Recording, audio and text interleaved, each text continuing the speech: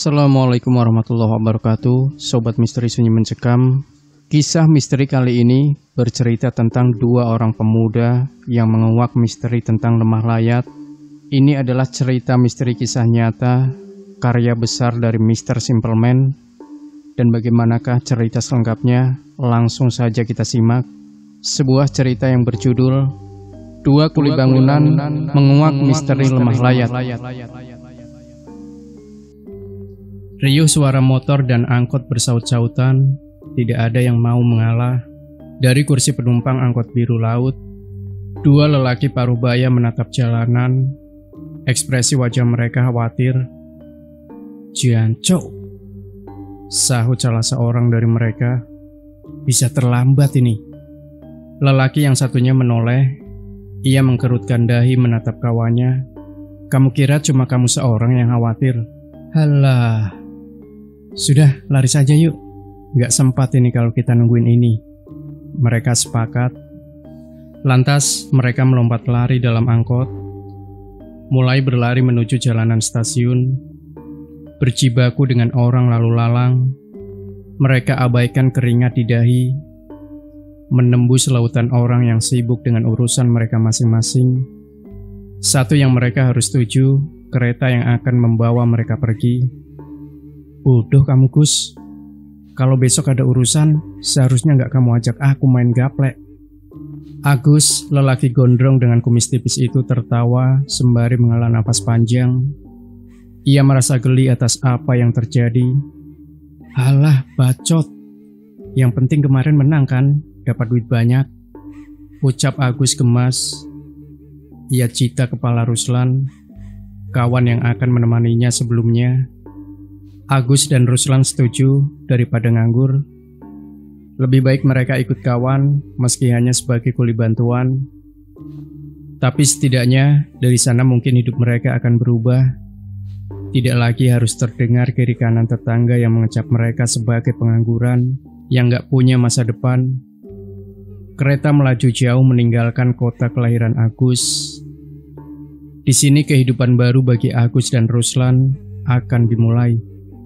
Agus yang pertama turun, diikuti Ruslan. Mereka melihat sekeliling. Harusnya kawan mereka akan menjemput di stasiun ini. Namun, ia hanya melihat orang lalu lalang. Tidak ada tanda kawan mereka. Anjing anak ini. Dibelain jauh-jauh. Nggak dijemput. Agus mengangguk setuju. Lantas ia duduk mengeluarkan sebatang rokok yang disimpan di kantong celana. "Sial," gumamnya. Hidupnya sulit, sebatang rokok yang bengkok pun terpaksa ia hisap. Kini jadi kuli terdengar masuk akal baginya. Seenggaknya ia bisa makan nasi lagi. Ruslan hanya melihat orang-orang, lebih tepatnya melihat perempuan-perempuan cantik yang lalu lalang. Tidak ada rokok untuknya, jadi daripada melamun, Ruslan tahu bagaimana memaksimalkan kemampuannya untuk menikmati pemandangan. Tak beberapa lama terdengar suara teriakan familiar. Ia datang. "Ayo." Agus dan Ruslan mengikuti. "Naik apa kita?" ucap Ruslan. "Naik bis lah. Ini tempatnya masih jauh soalnya." Agus tidak banyak komentar. Ia sudah diberitahu kerjaan mereka tidak jauh dari kuli untuk bendungan. Di sepanjang perjalanan, Agus hanya melihat jalanan. Mereka menaiki bis antar kota, menjelaskan setidaknya kemana mereka akan pergi. Koco, kawan yang mereka kenal dari warung kopi, memang tidak banyak memberitahu soal pekerjaan ini, kecuali mereka butuh tenaga tambahan. Bahkan Koco tidak memberitahu bahwa nanti Agus dan Ruslan tidak akan tinggal di mes tempat para kuli resmi tinggal. Agus dan Ruslan hanya tahu bahwa ada rumah yang siap menampung mereka selama mereka bekerja di tempat ini. "Gratis lah, masa kalian sudah susah, masih dimintai duit untuk tinggal? Santai saja." Ruslan hanya menatap Agus. Bila ada yang gak beres dari suatu pekerjaan, adalah sesuatu yang berbau gratis. Agus nyengir, "Buang air saja bayar. Ini tinggal di rumah orang, masa gratis? Kalau nggak rumah setan, ya rumah orang gak waras. Tapi di lain hal, Koco meyakinkan Agus bahwa rumah itu gratis karena sudah dibayar setahun penuh dan pekerja sebelumnya sudah pamit pulang. Pamit pulang kenapa, Mas? Tanya Agus. Gak tahu, jawab Koco. Istrinya melahirkan katanya. Koco mengangkat bahu. Tanpa sadar, bis memasuki daerah yang semakin malam semakin sepi, sunyi. Agus masih tidak yakin. Yang lainnya, pulang juga, nggak betah. Tutur Koco dan kemudian ia berdiri. Sudah sampai. Ruslan dan Agus mengangkat tasnya, mengikuti Koco yang sudah melangkah turun pertama kali melihat desa itu. Agus hanya melihat sebuah desa biasa saja. Tidak ada yang aneh kecuali Koco menunjuk sesuatu. Sebuah jalanan lurus setelah memasuki desa. Koco mengatakannya, rumah yang nanti akan kalian tinggali lurus saja ya. Nggak perlu belok-belok. Mudah kok posisinya, sahut Koco. Sebelum menyalakan sebatang rokok, melipir pergi ke sudut desa lain, Agus dan Ruslan hanya saling menatap bingung sebelum bersama mereka pergi. Agus menelusuri jalan setapak, gelap tentu saja. Ruslan mengikuti di belakang, tidak ada bedanya sama jalanan di desa Agus. Hanya saja, mungkin karena tempat asing, suasana itu membuat mereka merinding. Koco anjing, umpat Ruslan. Agus setuju saat mereka sampai di ujung jalan. Agus dan Ruslan tidak lagi melihat ada jalan setapak, kecuali rumput setinggi mata kaki. Di depannya ada kebun pohon jati yang menjulang tinggi. Agus dan Ruslan melihat di sana-sini tidak ada jalan. Lelah bila harus kembali, Agus menembus masuk ke kebun jati seorang diri. Tak berapa lama, Ruslan mengikuti di bawah pohon jati. Agus menahan diri. Sejak kecil, ia memang biasa dengan tempat seperti ini. Namun Ruslan berhati-hati. Pekerjaan yang sempat membuatnya bersemangat, tiba-tiba seperti mati rasa. Perasaannya tidak enak. Tapi selama ada Agus, Ruslan merasa semua akan baik-baik saja. Sebelum Ruslan melihat tempat tinggal mereka, sebuah rumah yang ada di balik kebun jati. Rumah kayu berdiri sendiri, dengan Petromax yang sudah menyala. Pintunya terbuka. Agus mendekatinya. Gus, rumah setan pasti Gus, ucap Ruslan. Iya, rumah siapa lagi yang kayak gini kalau nggak rumah setan? Agus menimpali. Tapi ia tetap mendekati. Di pintu rumah tercium aroma makanan. Ruslan semakin yakin. Sampai dari dalam muncul si pemilik rumah. Sudah datang ya? Silakan. Mata Agus bertemu dengan mata seorang wanita. Usianya mungkin lebih tua dari Agus, sosoknya ramah. Ia mengangguk saat Agus berdiri di depan pintu. Ia melewati Agus. Ruslan melangkah masuk mengamati makanan yang tersaji di meja. Namun, Agus mengatakannya secara tiba-tiba. Saya mencium lemah layat dari makanan itu. Si wanita menoleh menatap Agus. Ia tersenyum, mengangguk sebelum pergi.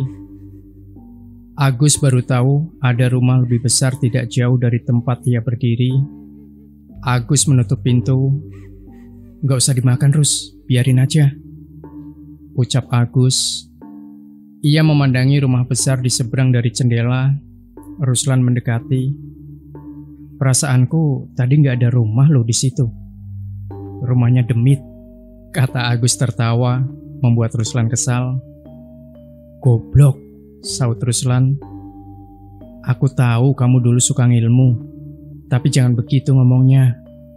Itu kayak kamu nantangin aku, sahut Ruslan khawatir. Iya Rus, paham aku. Aku cuma mau lihat reaksinya. Itu makanannya gimana? Biarin aja. Besok juga udah dimakan ulat. Agus menutup tirai jendela. Berarti rumah ini memang gak beres ya. Agus duduk sembari melihat makanan di depannya. Ia melihat Ruslan yang masih penasaran. Bukan rumahnya yang gak beres, tapi tanah tempat rumah ini berdiri yang tidak beres. Tanah, sahut Ruslan. Rumah ini berdiri di atas tanah tumbal. Agus berdiri, ia berkeliling rumah. Sebenarnya daripada rumah, tempat ini lebih terlihat seperti gubuk kayu reot. Hanya ada 2 kamar dan 1 dapur. Selebihnya ruang tamu dan pekarangan. Namun ada rumah yang lebih besar persis di depannya. Rumah itu bukan rumah demit seperti yang Agus katakan. Namun rumah itu adalah rumah manusia. Agus pun mengatakannya pada Ruslan agar ia tidak bertanya lagi. Perempuan tadi itu Kundik Colo. Ruslan kaget bukan main saat mendengarnya. Masa masih ada perempuan seperti itu? Iya, Agus mengangguk. Kelihatan dari aroma dan cara dia berjalan, kelihatan sekali dia Kundik Colo. Ruslan geleng kepala. Serem juga ini tempat. Pergi nggak kita ini? Sahut Ruslan. Nggak usah. Yang penting hati-hati aja sama tuh perempuan. Batin Agus. Matanya melihat sudut dapur. Lihat apa? Pocongan. Matamu, kata Ruslan. Agus hanya geleng-geleng kepala. Ada berapa? Agus menutup Ruslan. Masih 7 sih, Rus. Kayaknya nanti malam keluar semua. Agus pun menutup pintu dapur. Biarinlah. Agus melipir ke kamar, diikuti Ruslan. Anjing, umpatnya berkali-kali. Malam itu masih awal dari segalanya, manakala Agus sudah terlelap dalam tidurnya. Ruslan mengintip dari jendela kamarnya.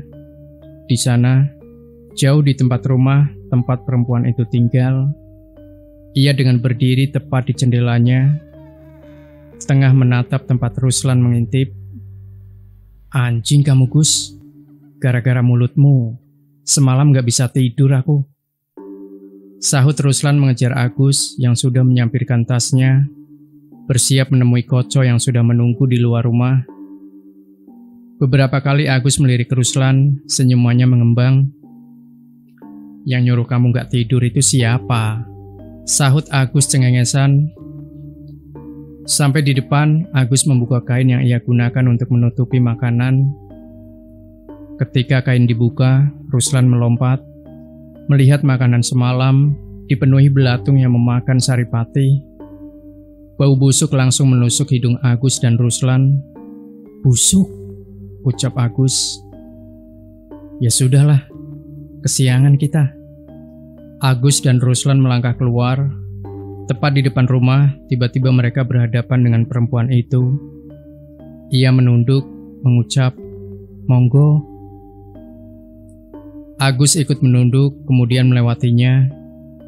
Ruslan yang sedari tadi memperhatikan, melihat gelagat mata perempuan itu yang mengikuti sosok Agus yang terus berjalan cepat. Di sudut bibirnya, perempuan itu tersenyum. Namun, Agus tidak tahu akan hal itu. Hei Gus, orang tadi senyum loh lihat kamu. Gak takut? Suka kali sama kamu. Sahut Agus tertawa-tawa. Gak takut kamu disukai yang seperti itu? Enggak lah, bagaimanapun dia masih manusia kok. Lama mereka berjalan di bawah kebun jati. Sampailah mereka di jalanan setapak menuruni jalan utama. Sebelum melihat Koco dan semua teman-temannya, Agus dan Ruslan bertegur sapa sebelum memulai pekerjaannya. Ruslan masih kepikiran ucapan Agus semalam. Semuanya berputar dalam kepalanya, mulai dari tanah layat, pocong sampai Kundik Colo. Semua itu tidak asing baginya, kecuali masih ada perempuan seperti itu di zaman seperti ini. Sejujurnya, ia takut sekali. Namun Agus aneh. Hari mulai petang, Agus dan Ruslan kembali, manakala ia mau melewati jalan ke pohon jati. Kebetulan mereka berpapasan dengan seorang lelaki tua pencari rumput. Lelaki itu melihat Agus dan Ruslan bergantian. Kalian yang tinggal di rumah Lastri? Iya, kata Agus. Kalian sudah tahu ada apa di sana? Ucap lelaki tua itu lagi. Ia kali ini hanya melihat Agus. Iya Bapak, saya tahu, sahut Agus. Ya sudah, katanya. Jangan sembarangan ya nak. Si lelaki tua pergi melewati Agus. Dari jauh siluet hitam perempuan itu terlihat di ujung jalan. Ruslan yang pertama melihatnya, manakala saat Agus melihatnya, perempuan itu berjalan pergi. Agus dan Ruslan hanya berpandangan, lalu melanjutkan perjalanan ke rumah. Aneh gak sih? Kata Ruslan. Perempuan itu kayak cari masalah sama kita. Agus hanya mendengar Ruslan bicara. Saat sampai di tanah terbuka, Agus melirik rumah besar itu. Meski sama-sama terbuat dari kayu, namun kesan ngeri saat melihatnya tidak dapat dikesampingkan hal yang sama. Seakan setiap hari rumah itu menunjukkan tajinya kepada Agus. Agus membuka pintu, ia tidak lagi melihat makanan di atas meja. Semua sudah dibersihkan. Aku mandi dulu ya, kata Agus. Ia menuju dapur. Di belakangnya ada pintu lagi, di sana ada sumur tua. Ruslan memilih merokok di teras, rokok yang ia rampas dari Koco. Manakala ketika Ruslan menikmati kepulan asap rokok di teras rumah, Ruslan melihat sesuatu mengintip dari balik kebun pohon jati.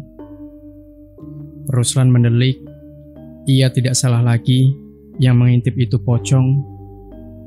Jancuk, ucap Ruslan melipir masuk ke rumah menuju tempat Agus mandi.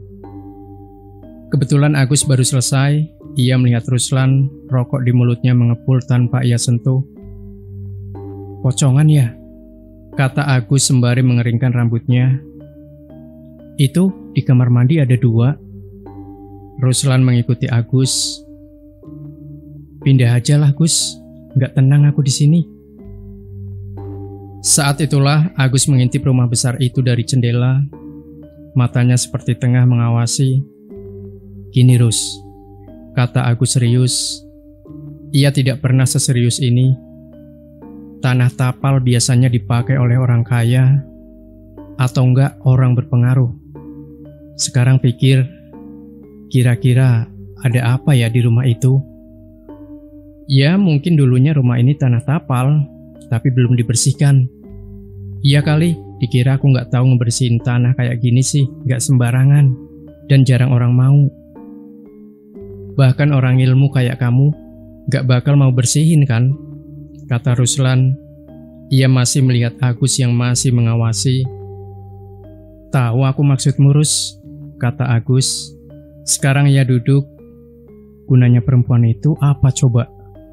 Udah di tanah tumbal. Dijaga sama kundik colok lagi. Aku penasaran. Yang punya siapa ya? Aku jadi pengen tahu. Agus mengedipkan mata melihat Ruslan. Saat itu Ruslan menyadarinya. Cok, kata Ruslan yang baru sadar arah pembicaraan Agus. Kamu mau mencuri sesuatu yang ada di dalam rumah itu kan? Gila kau. Itu perempuan gak sembarangan ya. Cari mati kamu. Ruslan tak sanggup bicara lagi. Bukan aku, kita. Matamu Gus. Kamu sendiri aja pantes.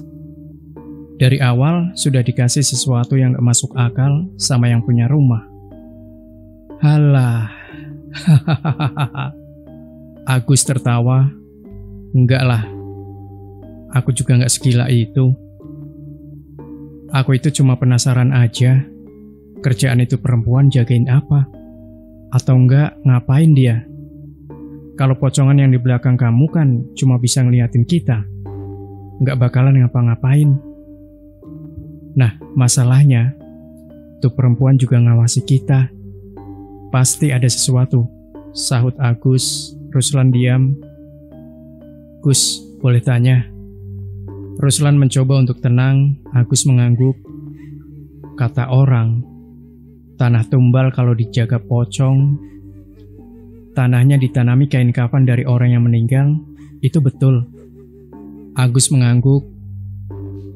Dan kain kafan yang meninggal pun gak sembarangan. Harus Jumat Kliwon. Betul. Agus mengangguk lagi. Berarti berapa banyak kain kafan yang ditanam di dalam tanah ini? Ruslan menunggu Agus bicara. Agus tampak berpikir, 100 kayaknya. Ruslan menelan ludah. Ada 100 pocong di sini, Gus. Iya, kata Agus. Di luar masih banyak yang berdiri liatin kita. Ruslan berdiri, ia menyesap rokok. Tinggal 2 batang lagi. Saat Agus meminta sebatang, Ruslan menolak. Matamu, aku kok jadi penasaran juga. Apa ya yang disembunyikan di sana? Mau lihat gak? Sahut Agus. Oke.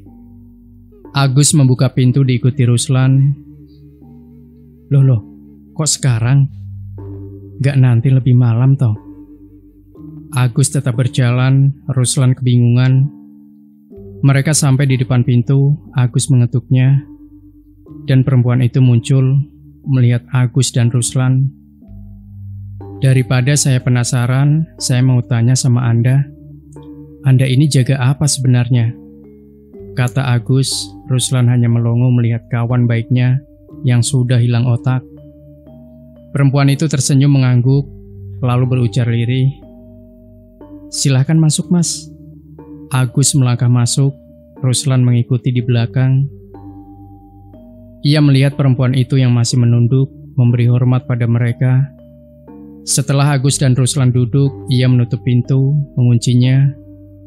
Saya ke belakang dulu untuk mengambil makanan. Terima kasih, saya tidak perlu melakukan hal buruk pada Anda. Goblok, ucap Ruslan. Kamu gak bilang maksudnya lihat itu begini. Aku kira nanti malam kita sembunyi, buat lihat sendiri. Agus hanya diam, ia tidak menggubris mulut Ruslan. Tiba-tiba perempuan itu muncul. Mas Agus benar. Bila kalian datang sembunyi-sembunyi, kalian bisa celaka. Mbaknya tahu namanya Agus dari mana? Tanya Ruslan. Saya pun tahu nama Anda Ruslan. Perempuan itu meletakkan 2 gelas kopi. Tangannya begitu telaten, termasuk saat menghidangkan jajanan pasar itu. Ruslan tidak lagi bicara. Ia fokus pada ekspresi perempuan itu yang datar. Saya sudah sering melihat petaka dimulai dari ketidaktahuan dan rasa penasaran. Sejujurnya, hal itu memang bersifat lumrah dan dimiliki oleh setiap manusia, termasuk Anda. Jadi apakah semua sudah jelas, Mas Agus? Agus hanya diam, keningnya berkeringat. Ruslan baru menyadarinya. Agus tidak banyak bicara, ia meraih segelas kopi, menyesapnya perlahan, kemudian melirik Ruslan. Kopinya aman, Rus, diminum saja. Ruslan pun merasa canggung, ia tidak mengerti.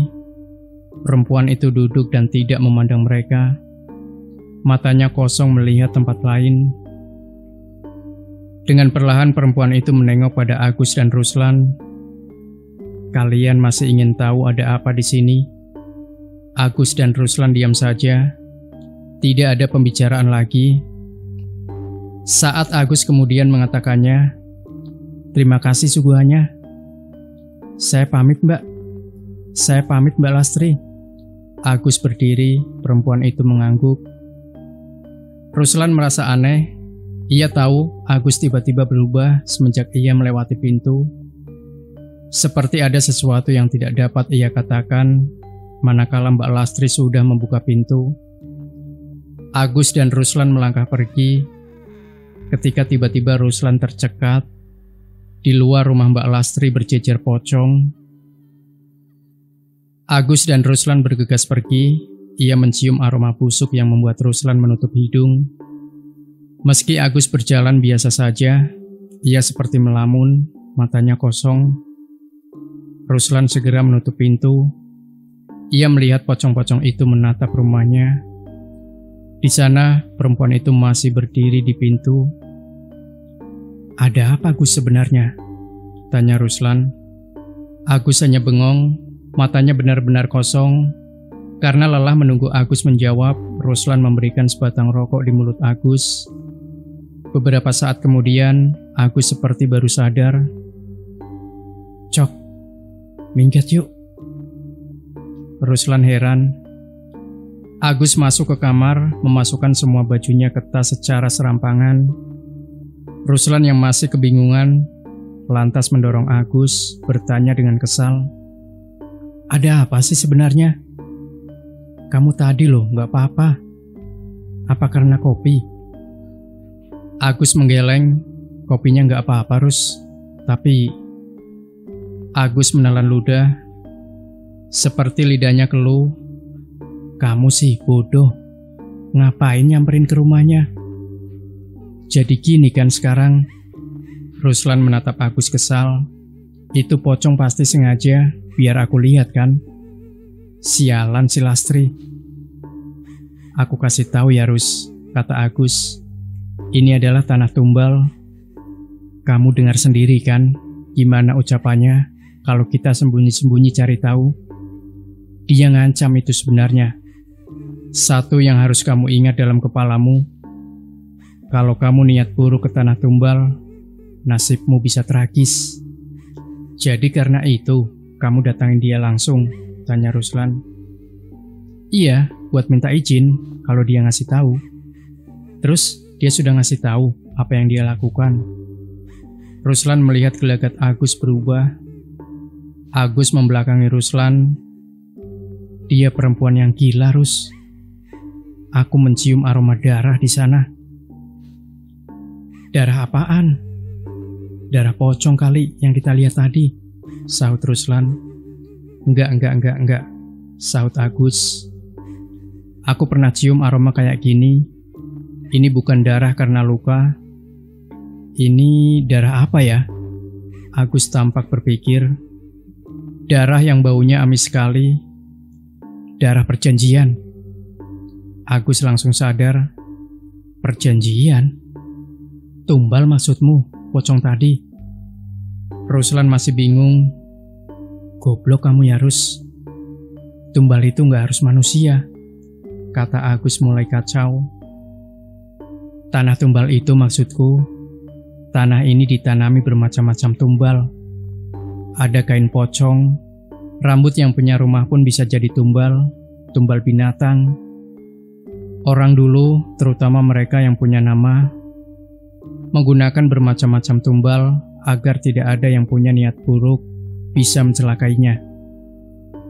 Tumbal pocong untuk menakut-nakuti saja, sama halnya dengan tumbal rambut si pemilik rumah. Siapapun yang punya niat buruk, ia akan lihat si pemilik rumah terus-menerus. Tumbal binatang, bahkan tumbal rempah-rempah, seperti cabai, bawang merah dan putih, semua itu bisa jadi tumbal. Asal ada mantra perjanjiannya, tumbal manusia jarang digunakan untuk menjaga rumah. Tapi saat aku masuk ke rumah itu, ada sesuatu yang gak beres. Sesuatu yang gak bisa aku lihat. Hanya mencium aroma amis darah itu menyengat sekali, sampai membuatku ketakutan. Ini gak biasa. Ini di luar apa yang aku tahu. Perempuan ini, dia sesuatu yang sangat hitam. Jancuk lah, sahut Agus. Ia semakin kacau. Tiba-tiba terdengar suara pintu diketok dengan keras. Tok tok tok. Agus dan Ruslan berpandangan satu sama lain. Agus berjalan keluar kamar, Ruslan memandangi dari dalam. Ia mengintip siapa yang mengetuk pintu. Saat Agus membuka pintu, Ruslan melihat Mbak Lastri. Ia membawa piring dengan jajanan pasar. Terdengar ia berbicara dengan Agus. Makanannya tadi belum dimakan, Mas. Lastri melirik. Tenang saja, makanannya saya beli dari pasar. Jadi nggak ada lemah layaknya. Agus hanya mengangguk, sementara Ruslan masih mengawasi. Terjadi percakapan antara Agus dan Mbak Lastri, namun Ruslan tidak bisa mendengarnya. "Saya tunggu jawabannya, Mas." Mbak Lastri pergi. Agus meletakkan begitu saja piring itu, lantas menatap Ruslan. "Ada apa, Gus?" "Cok," ucap Agus. Ia kemudian duduk dan menutupi wajahnya. Tidak ada yang mau ia bicarakan sama Ruslan, namun Ruslan tahu sesuatu, mereka belum boleh pergi.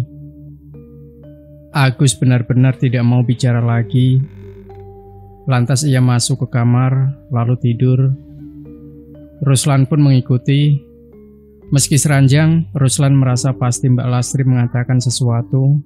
Apa itu? Entahlah. Malam kian larut, baru saja Ruslan memejamkan mata. Ia mendengar lagi suara pintu diketok. Anehnya, suara pintu diketuk tidak terdengar dari pintu depan, melainkan pintu belakang. Ruslan beranjak dari ranjang. Ia ingin membangunkan Agus. Namun, ia merasa tidak enak keluar dari kamar. Ruslan berjalan menuju pintu belakang. Ia terdiam di depan pintu, ragu untuk membuka. Semakin lama ketukan pintu semakin intens. Ruslan akhirnya membuka pintu. Saat ia melihat seorang anak muda yang usianya masih 20-an, anak itu menatapnya, ekspresinya ketakutan dengan keringat di bajunya. "Mas, tolong. Mas, izinkan saya masuk, tolong." Ruslan diam. "Ngapain malam-malam kamu kesini?" tanya Ruslan. Si anak lelaki sempat bingung, bibirnya gemetar. Namun kembali dia meminta tolong dan meminta Ruslan mengizinkannya masuk. "Siapa, Rus?" tanya Agus tiba-tiba muncul. Ia menatap anak muda itu. Ekspresi wajahnya berubah. Agus mendekat dengan cepat, mencengkram baju anak itu, menariknya masuk, kemudian menutup pintu. Wajah Agus terlihat panik.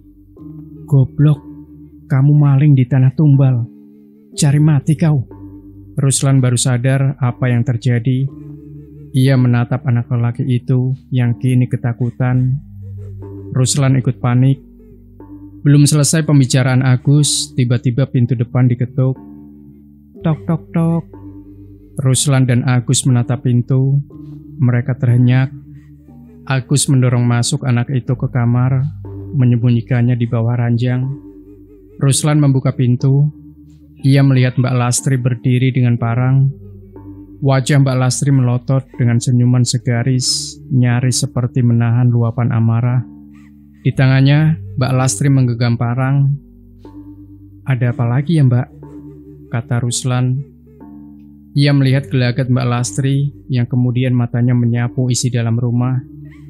Meski kakinya belum beranjak. "Kamu lihat tikus kebun nggak?" Mata Mbak Lastri masih mencoba melihat-lihat isi rumah. Namun Ruslan menghalang. Wajah marah Lastri semakin tidak enak untuk dilihat. "Minggir, biar ku potong kakinya," sahut Mbak Lastri. Mbak Lastri mendorong Ruslan. Dengan langkah kaki cepat, ia menyibak tirai kamar, tempat di mana Agus dan Ruslan biasa tidur. Jantung Ruslan rasanya mau copot, terutama ketika sorot mata Mbak Lastri menatap tajam Ruslan. Setelah melihat isi kamar, "Mati aku," batin Ruslan. Mbak Lastri berbalik, tapi sebelum melewati Ruslan, ia mengatakan, "Sebenarnya temanmu sudah tahu, dia akan mati kok. Cuma sampaikan, jangan terlalu ikut campur." Ruslan mondar-mandir sepanjang malam, jantungnya terus berdegup kencang. Tidak ada Agus dan bocah itu dalam kamar. Rokok pun habis. Kepala Ruslan seperti ditusuk-tusuk. Ia gelisah berjam-jam. Agus dan bocah itu hilang. Kucur. Kemana manusia-manusia itu? Pintu terbuka. Agus melangkah masuk. Nafasnya tersengal. Badannya bermandikan keringat. Ia langsung meneguk air dalam ceret sampai habis sebelum membantingnya. "Goblok!" umpatnya saat melihat Ruslan. "Pasti mati anak itu." Ruslan teringat ucapan Mbak Lastri. Ada apa sebenarnya? Ruslan mendekati Agus. Ucapan Mbak Lastri dan Agus nyaris sama persis. Namun hanya dia yang belum memahami situasi. Ia tampak berpikir. Namun isi kepalanya sudah mentok. Dengan pelan, Ruslan mengatakannya kepada Agus. "Maksudmu apa?" Agus mendelik menatap Ruslan. "Aku mau memberikan anak itu kepada Lastri, biar dia bisa hidup. Tapi anak itu malah melompat lewat jendela. Langsung aja aku kejar, biar hidupnya masih panjang, kan sayang." Ruslan yang mendengarnya langsung bereaksi. "Gila kamu ya, yang ada anak itu bisa dipotong sama Lastri." "Justru itu, paling hanya jari jemarinya yang dipotong." Ruslan semakin bingung, namun Agus mengerti. Ruslan belum mengerti, lantas ia mengulangi ucapan yang pernah ia katakan itu lagi, agar Ruslan ingat, jangan membuat masalah di atas tanah tumbal, apalagi untuk mencuri. Gimana? Kepala Ruslan seperti dibenturkan ke tembok. Ucapan Agus terlalu berbelit. Lantas Agus duduk. Ia memandang Ruslan, wajahnya tidak bisa dibaca, bahkan oleh Ruslan sekalipun, yang sudah mengenal Agus luar dalam. "Punya rokok enggak?" "Enggak," ucap Ruslan. "Aku tadi ngejar anak itu, kenceng banget larinya, udah kayak kijang. Dari situ aku jadi yakin pasti ada apa-apa sama anak ini." Agus diam. Anak ini disuruh oleh orang untuk melakukan sesuatu di sini. Hal yang paling bangsat adalah anak itu tidak tahu tanah apa yang ada di sini. "Dia ada yang nyuruh," sahut Ruslan. Agus mengangguk. Anak itu sudah ketahuan. Pantas saja itu pocong sampai ngumpul kayak tadi. Ternyata mereka nungguin anak ini. Masuk ke tanah tumbal nggak bisa seenaknya kayak gitu. Harus dapat izin yang punya. Sedangkan yang punya bukan Lastri. Lalu hubungannya Lastri bawa parang apa? Ucap Ruslan. Dia mau nolong anak itu. Kalau anak itu mau selamat, dia harus minta izin sama yang punya tanah ini. Tapi itu kan gak mungkin. Jadi Lastri akan ambil apa yang harus diambil dari anak itu, yaitu jari tangannya. Kalau Lastri gak melakukan itu, Ruslan menatap Agus. Ia melihat Agus menatap kosong apa yang ada di depannya. Lantas ia berdiri lalu masuk ke kamar. Ruslan langsung sadar. Ia teringat dengan maksud kedatangan Lastri tadi. Sekarang ia tahu alasan kenapa mereka belum boleh pergi. Pagi itu berjalan seperti biasanya. Agus tidak banyak bicara seperti sebelumnya. Ia sudah bersiap menuju tempat kerja. Ruslan hanya mengawasi. Ia tidak mau membahas kejadian semalam. Agus melihat sebungkus nasi di meja. "Aku yang bungkusin makanan itu subuh tadi, Gus," kata Ruslan. Setelah mendengar kata Ruslan, Agus baru mau membuka makanan itu. Aneh, Agus yang sekarang dilihat Ruslan seperti bukan Agus yang biasanya. Kenapa tadi diam? Takut makanannya dari Mbak Lastri. Biasanya kan langsung tahu dari aromanya. Canda Ruslan yang tidak ditanggapi sama Agus. Seusai Agus makan, mereka bersiap berangkat bersama. Agus masih tidak banyak bicara, namun seperti tersentak manakala baru keluar dari pintu. Mbak Lastri berdiri di teras rumah. Di tangannya, ia tengah memegang gagang sapu. Ia berdiri tersenyum menyapa mereka. Ngeri, batin Ruslan. Dilihat dari manapun, wajah Mbak Lastri tidak memiliki emosi. Matanya besar, hidungnya mancung, kulitnya sawo matang, dengan rambut disanggul. Karismanya membuat Ruslan sadar, Gundik Colo rupanya memang gila seperti cerita-cerita yang tersebar. Ruslan menunduk. Baru juga Ruslan melewati Mbak Lastri, Agus tiba-tiba diam berdiri di depan Mbak Lastri. Ruslan ikut berhenti. Ia menatap Mbak Lastri yang memberikan sesuatu kepada Agus. Namun, Agus buru-buru memasukkannya ke dalam saku, seakan menyembunyikannya dari Ruslan. Sorot mata Agus kaget. "Dia ngasih apa, Gus?" tanya Ruslan. Agus hanya menggeleng. Ia tetap berjalan seakan mengabaikan. Ruslan kesal. Ruslan menarik tangan Agus, memintanya bercerita. Terpaksa Agus mengambilnya dari saku celananya. Ia mengeluarkan setangkai bunga anggrek. Ruslan melotot menatap Agus. Koco sudah menunggu bersama yang lainnya.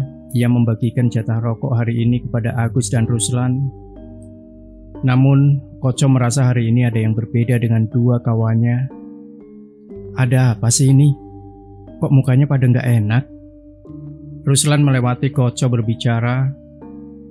Agus dan yang lainnya segera naik ke mobil pick-up yang akan mengantarkan mereka ke tempat kerja. Melewati rumah-rumah warga dari semua orang yang ada di sana. Hanya Koco yang juga merasa Agus jadi aneh. Ia melihat Ruslan memberi isyarat. "Kenapa sih Agus?" Namun Ruslan tidak peduli. Jalan menuju lokasi kerja harus melewati jalan setapak yang hanya cukup dilalui satu mobil. Di samping kiri ada perkebunan warga, di samping kanan tebing rumput dengan sungai beraliran deras. Ruslan merokok sambil melirik Agus. Pikirannya kosong. Disenggol beberapa kali pun Agus tidak peduli. Tiba-tiba terdengar ramai orang tengah berkumpul di sana. Semua orang lantas berdiri di atas mobil pick-up mencari tahu ada apa. Termasuk Agus dan Ruslan. Mereka melihat warga menuruni tebing.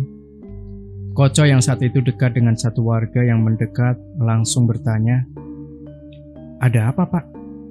Ada anak kecil meninggal di sungai." Ruslan menatap Agus, lantas mereka semua langsung ikut turun untuk melihat. Warga sudah ramai. "Anak kecil dia bilang, Gus," kata Ruslan. "Yang semalam kan anak gajah. Sudah nggak masuk anak-anak itu."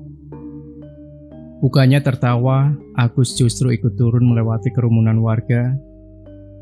Ruslan yang merasa harus lihat juga terpaksa ikut Agus. Ketika Ruslan berhasil, Agus mematung. Cok. Ruslan tertunduk, menyaksikan sosok yang ditarik itu adalah pemuda semalam. Ia menarik Agus, namun Agus menolak. Koco rupanya dari tadi memperhatikan. Ia ikut menarik Agus, dan akhirnya mereka pergi. "Aku mau ngomong sesuatu sama kalian," kata Koco. "Harus tak sampein kayaknya." Baru pertama kali muka Koco tampak serius. Sepanjang perjalanan, Koco tampak seperti mau bicara, namun ia menahan semuanya. Ruslan dan Agus apalagi, mereka sepanjang perjalanan tidak ingin bicara. Pikiran mereka berdua melayang-layang, teringat wajah pemuda itu. Turun di lokasi kerja, Agus tidak peduli dengan apa yang mau disampaikan Koco. Ia memilih untuk mulai mengaduk semen bersama yang lainnya. Hanya Ruslan yang mendengar Koco. "Gini, kayaknya rumah yang kamu tempati itu angker ya?" Ruslan diam, ia tidak tahu harus menanggapi apa yang baru Koco ucapkan. Orang yang sebelumnya tinggal di sana itu, mereka cerita kalau setiap malam ada yang suka ngeliatin mereka. Koco tampak berpikir, "Pocong sih katanya." Ruslan masih diam. Nah, sebelum mereka pergi, satu dari 4 orang yang tinggal, dia kayak si Agus begitu. "Diem aja," ucap Koco. "Terus?" Koco tampak berpikir, lalu meminta Ruslan mendekat. Saat Koco berbisik, Ruslan melotot menatap Koco. "Bodoh, sudah tahu kayak gitu. Aku sama Agus malah disuruh tinggal di situ. Gila. Loh, aku juga cuma ngikutin peraturan. Udah nggak ada kamar di mes. Rumah itu sudah dibayar setahun penuh. Koco mencoba membela. Iya, tapi kamu nggak bilang kalau ada kejadian begitu. Tahu tidak, perempuan depan rumah itu Gundik Colok. Sahut Ruslan. Koco langsung diam. Jangan ngawur kamu, Rus, kata Koco. Mana ada perempuan begitu zaman sekarang. Fitnah, Rus, fitnah. Agus yang bilang. Kalau kamu nggak percaya, tinggal sama aku saja, masih ada satu kamar, kata Ruslan. Matamu, gak mau aku. Koco menolak. Yakin dia Gundik Colok? Sakti dong. Iya, Sakti, kata Ruslan. Kalau dia mau, dia bisa gorok lehermu dari rumah. Koco tidak bicara, ia seperti ingat sesuatu, tapi enggan mengatakannya. Gini Rus, si Agus awasi dia ya. Kalau ada aneh-aneh, bilang sama aku. Aku kenalin sama seseorang, kata Koco. Anjing kamu, Cok. Semenjak Ruslan tahu sesuatu, setiap ia sampai di rumah, Ruslan mengunci pintu. Ia sering melihat ke jendela, matanya mengawasi rumah itu. Gus, kapan yang punya ini tanah datang? Nanti Lastri ngasih tahu, ucap Agus. Kamu sih nantangin perempuan itu, kata Ruslan. Rus, aku mau ngomong. Kalau aku pergi, kamu di rumah aja, jangan kemana-mana ya, sahut Agus. Gimana Gus? Tanya Ruslan. Saat itu juga suara pintu diketuk. Ruslan terhenyak sesaat menatap pintu. Agus berdiri, ia membuka pintu. Tepat di sana ada Mbak Lastri. Agus menutup pintu. Ruslan hanya bisa diam ketika Agus melangkah lebih dulu di belakang Mbak Lastri. Menunduk memberi salam pada Ruslan. Tepat di tangannya, ia menggenggam pisau kecil yang biasa digunakan untuk memotong ari-ari. Saya dulu Mas Ruslan, ucap Lastri.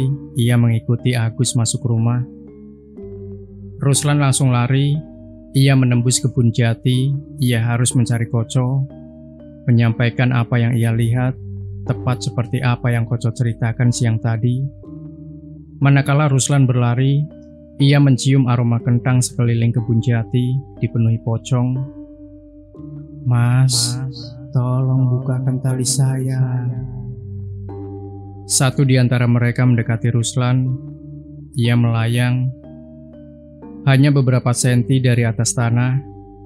Ruslan gemetar. Ia tidak mau melihat muka yang hancur dan berbau kentang itu.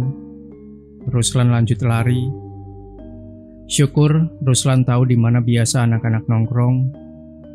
Koco sedang main kartu. Saat Ruslan menceritakan Agus, Koco menelan ludah. Ia buru-buru pinjam motor, mengajak Ruslan menemui seseorang. Selama di perjalanan, Ruslan hanya kepikiran dengan sorot mata Lastri licik. Agus itu ngilmu, tapi sakit. Kalau tahu ada Gundik Colok, ya mending ngalah, gak usah ngelawan gitu toh. Orang pintar aja pikir-pikir kalau adu ilmu sama yang model begituan. Sahut Koco. Ia menambah kecepatan motor, menembus rumah warga. Sesampainya di sana, Koco buru-buru mengetuk pintu. Namun, si pemilik rumah sepertinya tidak ada. Rumah kayu itu ditutup rapat. Ruslan menatap ke sana kemari. Kepalanya sakit sekali. Agus seperti dipelet terang-terangan sama Mbak Lastri. Tapi apa ya bisa, Agus kepelet semudah itu. Koco terus memanggil, namun tetap tidak ada jawaban. Ruslan yang tidak sabar ikut mengetok pintu. Saat di belakangnya, terdengar seseorang. Cari siapa, Dik? Koco dan Ruslan berbalik. Ia melihat lelaki tua dengan sak berisikan rumput menatap mereka. Ruslan ingat dengan lelaki tua itu, ia suka mencari rumput di kebun jati. Tapi bila diingat lagi, cari rumput kenapa harus malam seperti ini? Apalagi rumput yang dia ambil dari kebun jati tempat Ruslan melihat. "Malam, Pak." Koco memberi salam, mencium tangannya. Ruslan diam. Koco menceritakan semuanya. Lelaki tua itu hanya berdiri di ambang pintu. Ia mengintip ke jendela. "Ini berapa ratus pocong yang ngejar kamu, Nak?" Koco ikut melihat jendela, namun ia tidak melihat apapun. Namun Ruslan melihatnya. "Kamu pulang saja. Teman kamu sudah nggak bisa ditolong," sahut lelaki tua itu kepada Ruslan. Namun Koco mencoba bilang, "Tapi Mbah, yang dulu juga Mbah kan yang nolongin." "Beda kasus itu, Nak," kata si lelaki tua. "Kalau yang ini, temanmu sejak awal disukai sama Cah Gendeng itu." "Cah Gendeng, Mbah?" tanya Koco. "Apalagi kalau gak gendeng itu bocah. Aku tahu perjalanan hidupnya sampai dia jadi begitu. Saya sih bisa kalau ada ilmu. Tapi ya, Gundik Colo ini." Lelaki tua itu tertawa. Ia melempar pocong yang Ruslan lihat dengan tulang ayam. "Saya bisa mati." "Lalu bagaimana, Mbah?" tanya Koco. "Temanmu itu ilmunya juga lumayan. Dia pasti ada alasan kenapa mau kalau dipelet sih. Nggak yakin aku. Pasti ada yang dia sembunyikan," kata Simbah. Sekarang ia melempar apapun ke arah pocong di luar rumah. Ruslan bingung seperti ia sengaja. Koco sudah tidak bisa bicara lagi. Namun kemudian Ruslan mengatakan apa yang seharusnya ia katakan dari tadi. "Mbah bilang tadi tahu perjalanan hidupnya. Mbah kenal sama Mbak Lastri." Setelah Ruslan mengatakan itu, lelaki tua itu berhenti bermain sama pocong di depannya. Ia diam. "Ya, saya kenal dia." Lelaki tua ini kini duduk. Ia menutup pintu setelah meludahi pocong yang mau masuk ke rumah. "Guru saya yang membantunya menjadi Gundik Colo seperti sekarang. Namun, itu semua atas dasar keinginannya sendiri. Lastri sebenarnya seusia sama saya." "Kalian ada rokok?" sahut lelaki tua itu. Ruslan memberi tanda pada Koco. Koco langsung tahu maksud Ruslan. Ia meraba saku celana, mengeluarkan sebatang rokok, memberikannya pada lelaki tua itu. Ia menghisap rokok sebelum mengatakannya, "Lastri bukan yang pertama di kampung ini." "Maksudnya, Mbah?" tanya Ruslan. "Lastri bukan Gundik Colo pertama di sini. Karena dulu sudah ada Gundik Colok juga sebelum Lastri." Koco beringsut mundur. Ruslan apalagi.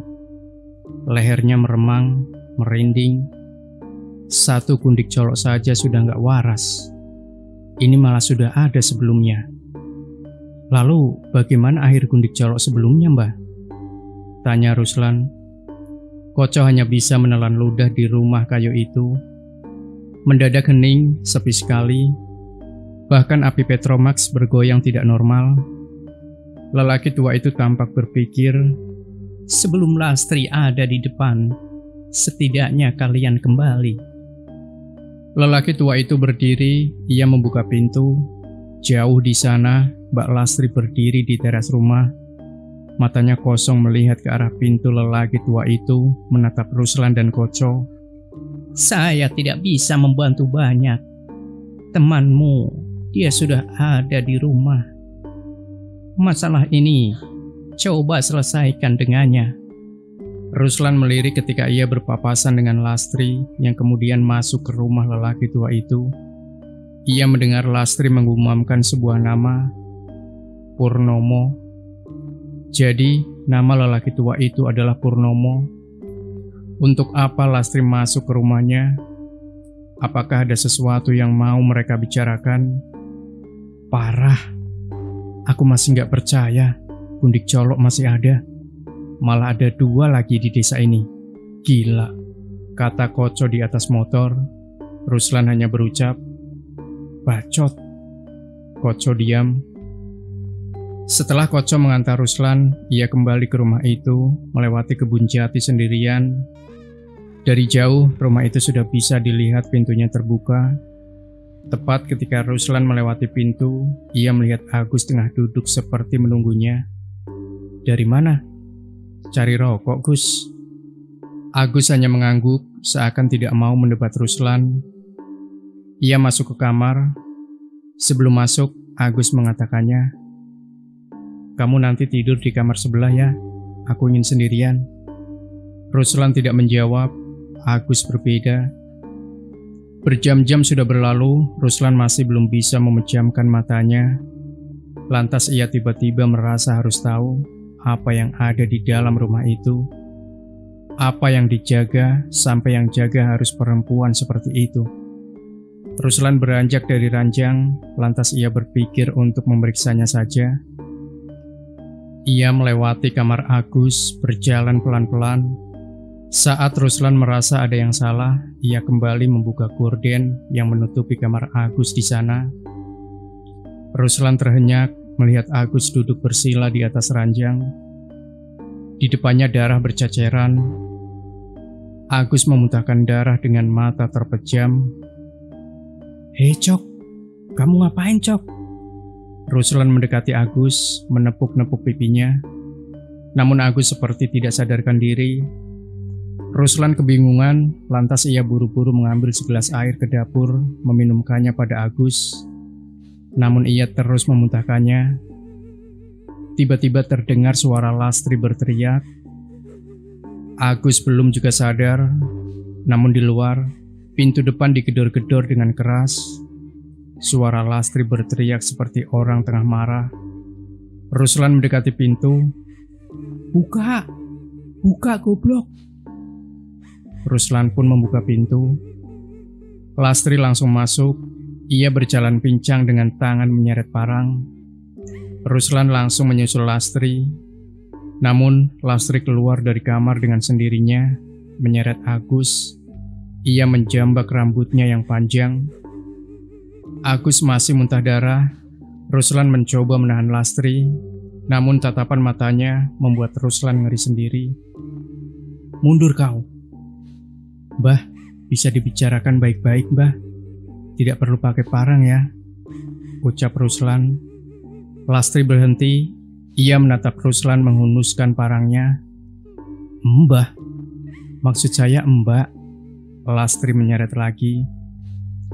Sampai di pintu rumah, Lastri melemparkan Agus, menyeret kakinya sampai di pekarangan antara rumah Lastri dan rumah tempat tinggal mereka. Ruslan yang tidak tahu harus apa dengan situasi ini, lari masuk rumah. Ia mengambil pisau di dapur. Ia kembali melihat Lastri sudah menghunus parang yang Lastri pegang, terhunus di leher Agus. Ruslan sudah gemetar kalau sampai Agus digorok, ia akan buat perhitungan. Namun rupanya Lastri menjambak rambut gondrong Agus, lalu memotongnya dengan parang. Agus terjerembab jatuh ke tanah. Ia berhenti muntah darah. Ruslan mendekati Lastri, menatap segumpal rambut yang ia pegang. Temanmu kasih tahu, di sini ilmunya nggak ada apa-apanya. Kalau sudah sadar, bawa dia ke Mbah Purnomo. Ruslan mengangguk. Iya Mbah, sahutnya. Iya Mbak. Ruslan mengkoreksi ucapannya. Kini ia menatap rambut yang masih ada di tangan Lastri. Ia pergi menjauh dengan kaki pincang. Ruslan menggendong Agus kembali ke rumah. Entah apa yang terjadi, Ruslan masih tidak mengerti. Ditemani Koco, Agus dibawa ke rumah lelaki tua itu. Ia sudah sadar, namun ia seperti orang linglung, wajahnya pucat. Bahkan Ruslan sudah mengajaknya bicara sejak tadi pagi. Namun, Agus hanya diam. Mbah Purnomo hanya duduk memandangnya. Ia menunjukkan kain kafan putih. Mbah Pur membuka kain kafan putih itu. Di dalamnya ada segumpal rambut. Ruslan langsung tahu itu adalah rambut Agus. Nekat, Ucap Mbah Pur tanpa mengatakan apa-apa lagi. Mbah Pur langsung menghantam kepala Agus. Sebelum menekan hidungnya, tiba-tiba darah hitam keluar dari sana. Mbah Pur langsung menyesap hidung Agus. Ruslan dan Koco hanya bisa melihat kejadian itu. Mereka tidak mau berkomentar. Setelah selesai, Mbah Pur mengambil batok kelapa, memuntahkan isi mulutnya. Di sana, di tengah-tengah genangan darah hitam kental, ada segumpal daging busuk. Mbah Pur membuang ludah sebelum membersihkan mulutnya dengan sapu tangan. Ia meletakkan rambut hitam dan kain kafan di batok kelapa, membakarnya, dan tercium aroma yang wangi sekali, sampai Ruslan dan Koco bingung. Mbah Pur kemudian meminumkan air putih. Aku sadar. gimana? Tanya Mbah Pur. Kamu sudah tahu siapa yang punya tanah itu? Agus hanya diam, keringatnya mengalir deras, bibirnya gemetar. Sudah lihat juga gundik colok yang lain? Mbah Pur masih bertanya. Agus mengangguk. Mbah Pur berdiri. Ia diam, kemudian mendekati Agus lagi. Boleh aku melihat apa yang kamu lihat? Agus mengangguk. Ruslan dan Koco masih diam. Ia melihat Mbah Pur mencium tangan Agus, seakan ia meminta restu. Suasana menjadi hening, sangat hening sekali. Ruslan dan Koco merinding. Seperti tersedak, Mbah Pur melompat mundur. Di bibirnya keluar darah. Ia merangkak seolah mau memuntahkan sesuatu. Agus dan yang lain sontak menolong Mbah Pur, memijat lehernya. Mbah Pur terus memukul dadanya, dan keluarlah gumpalan daging yang sama, daging colok berlumurkan darah. Artinya apa sih, Mbah? Tanya Ruslan. Yang punya rumah mau datang mengambil apa yang harus dia ambil. Apa itu, Mbah? Mbah Pur tampak berpikir. Lastri. Cok, kata Mbah Pur. Kamu tahu rumah Pak RT kan? Bilang sama dia, Balaseda mau datang. Ruslan melihat wajah Mbah Pur. Ia tidak pernah tergelisah ini. Sedari tadi Mbah Pur hanya mengelus janggutnya. Mbah Pur melihat keluar rumah, lalu menutup pintu rumahnya. Ikut saya. Ruslan dan Agus berdiri. Ia berjalan di belakang Mbah Pur yang melangkah masuk ke salah satu kamar di kamar itu. Ruslan banyak melihat benda-benda yang tidak asing lagi. Bawang putih dipasak, cabai diikat dengan benang, sampai kembang bertebaran di meja. Mbah Pur langsung mempersilahkan mereka duduk. Saat mereka duduk, tiba-tiba Mbah Pur memukul-mukul kepalanya seperti orang kebingungan. Bahkan ia menghantam rahangnya dan secara tiba-tiba menarik paksa giginya. Entah gigi mana yang ia ambil, namun Ruslan dan Agus merasa ngilu melihat itu di depannya. Darah masih mengalir dari bibir Mbah Pur. Namun bukannya merasa kesakitan. Mbah Pur seperti tertawa terbahak-bahak melihat giginya tanggal. Edan, bisik Ruslan yang ditanggapi Agus. Ia setuju. Berpikir bahwa semua itu selesai adalah kesalahan besar. Mbah Pur lagi-lagi menekan gigi bawah yang berada tepat di tengah dengan kedua tangannya. Matanya tengah menatap Ruslan dengan nafas tersengal-sengal. Mbah Pur menarik paksa hingga darah mengalir deras dari bibirnya. Menyaksikan hal gila seperti itu membuat Agus dan Ruslan tidak tahan. Ia mendekati Mbah Pur, namun Mbah Pur tak menghiraukan mereka. Ia seperti orang yang sudah kesetanan. Dan benar saja, giginya berjatuhan dengan luka robek yang membuat Ruslan memalingkan wajah. Mbah Pur tertawa. Dengan serampangan, Mbah Pur mengumpulkan gigi yang berjatuhan itu, membungkusnya dengan daun pepaya di atas meja. Cipratan darah masih dapat dilihat oleh Ruslan dan Agus. Entah apa yang mau ia lakukan. Ruslan tidak mengerti. Karena setelahnya, Mbah Pur menelan daun pepaya itu bulat-bulat. Biar saja, hancur sekalian hancur. Agus dan Ruslan tidak mengerti maksud ucapannya. Karena setelahnya, Mbah Pur mengambil sebilah keris yang digantung di atas tembok kayu, menyampirkannya di pinggul. Sebelum pergi, Mbah Pur berpesan agar mereka tetap di rumah ini. Tengah malam saya kembali. Saat itu juga kalian akan saya bawa masuk ke rumah Lastri agar kalian bisa tahu apa yang ada di dalam sana. Dan Mbah Pur nampak memandang Agus. Dia datang malam ini, nak. Agus pucat. Ruslan bisa melihatnya. Ada apa sih sebenarnya, Gus? Kamu sama aku udah saudaraan. Harusnya kamu cerita sebenarnya. Apa yang bikin kamu takut? Di dalam rumah itu ada... Agus seperti tidak bisa mengatakannya. Sialan, ada apa sih sebenarnya? Di dalam rumah itu ada Ranggon. Ruslan yang mendengarnya hanya melotot pada Agus. Tai, kata Ruslan.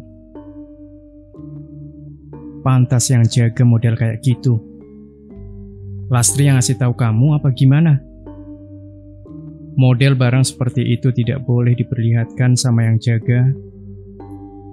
Nyawa itu Gus taruhannya. Apa jangan-jangan aku gak sengaja lihat terus? Ruslan hanya duduk pasrah, matanya melihat ke atas. Kadang aku mikir, kamu itu pinter sampai tak anggap abang sendiri. Tapi kadang kamu bodohnya gak ketulungan. Mirip Wargol. Anjing. Tidak berapa lama terdengar suara ketukan keras sekali. Selain keras, suara ketukan itu tanpa jeda membuat Agus dan Ruslan melihat ke pintu. Siapa itu, Gus? Agus dan Ruslan mendekat ketukan itu tidak berhenti-henti sebelum... Rus, ini aku, Koco. Seketika Ruslan langsung membukanya. Gila, lama sekali bukanya. Sahut Koco emosi. Kamu balik ya? Belum Koco cerita, Ruslan dan Agus melihat apa yang ada di depan pintu. Di sana berdiri pocong tepat di depan rumah. Ia melihat Ruslan dan Agus dengan tenang. Agus menutup pintu perlahan. Dan sosok itu tidak terlihat lagi. Koco tidak tahu. Namun Ruslan merasa ada yang salah sama desa ini. Tepatnya saat ini. Koco duduk sembari merokok. Heran aku, Rus. Setelah dari rumah Pak RT, semua rumah seakan sepakat gak ada yang buka pintu. Bahkan waktu aku balik ke mes, pintunya gak dibuka sama anak-anak. Makanya aku kesini. Agus dan Ruslan tidak menjawab. Apa ada hubungannya sama itu ya? Ada lagi gak, Co? Tanya Ruslan. Rokok, jawab Koco. Enggak, goblok. Ada lagi yang aneh. Koco heran. Ini pertama kalinya Ruslan menolak rokok, dan Agus malah diem aja. Ya itu, Rus.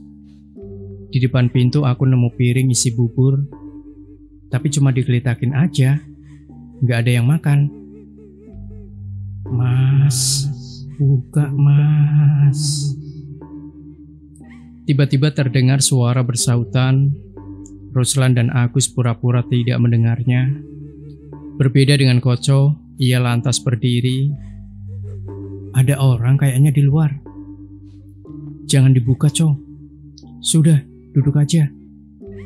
Koco melihat Agus dan Ruslan heran. Alah, kalian itu gimana?